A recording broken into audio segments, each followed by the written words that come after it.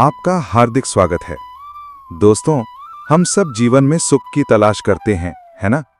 हम सोचते हैं कि अगर हमें ये मिल जाए या वो मिल जाए तो हम खुश हो जाएंगे। हम सुख को अक्सर बाहरी चीजों, धन, संपत्ति, प्रसिद्धि, रिश्ते या भौतिक सुविधाओं में खोजते हैं। लेकिन क्या ये सुख स्थायी होता है? आज हम भगवान कृष्ण के एक ऐसे गहन उपदेश पर बात करेंगे जो हमें सच्चे और शाश्वत सुख का मार्ग दिखाता है।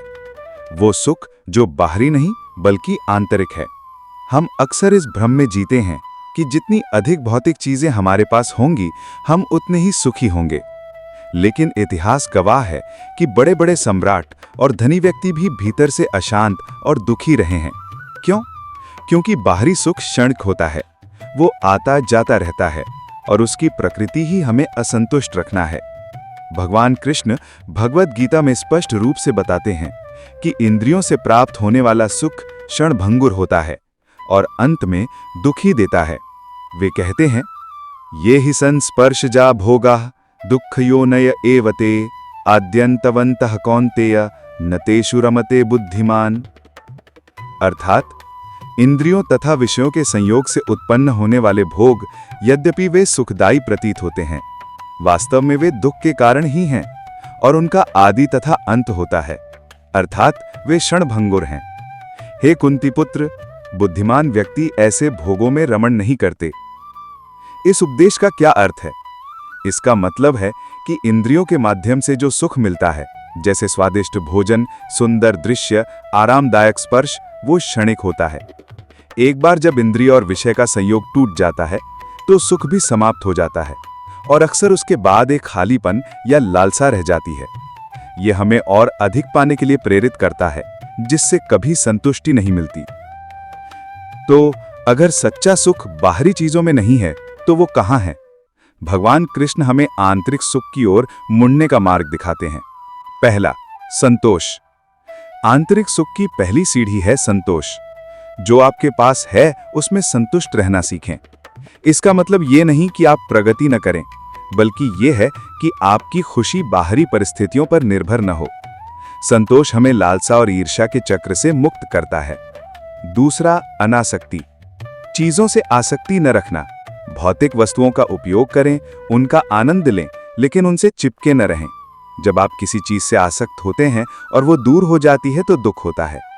अनासक्ति हमें खोने के भय से मुक्त करती है। तीसरा, आत्मज्ञान और आत्म साक्षात्कार। सच्चा सुख अपनी आत्मा को जानने में है। जब आप ये जान लेते हैं कि आप शरीर नहीं, अजर अमर आत्मा हैं और आप परमात्मा का अंश हैं, तो आपको एक अद्भुत और स्थायी आनंद का अनुभव होता है। ये आनंद भीतर से आता है और कभी समाप्त नहीं होता।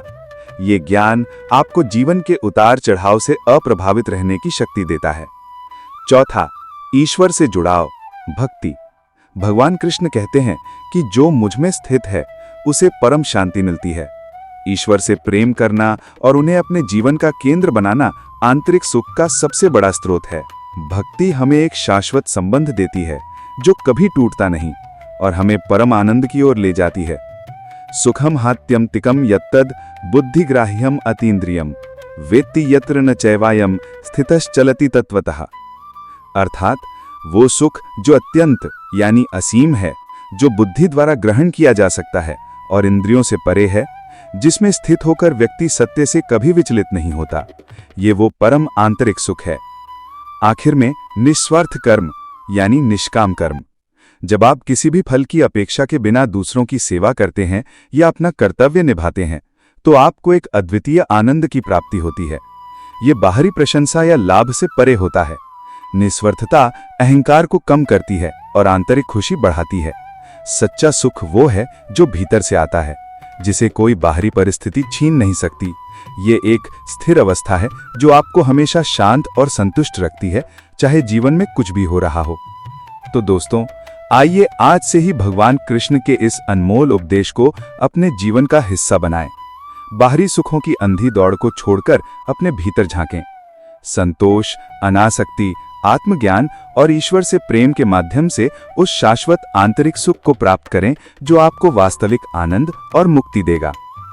आपको ये वीडियो कैसी लगी, और आप सच्चे सुख को कहाँ पाते हैं, हमें कमेंट करके जरूर बताएं।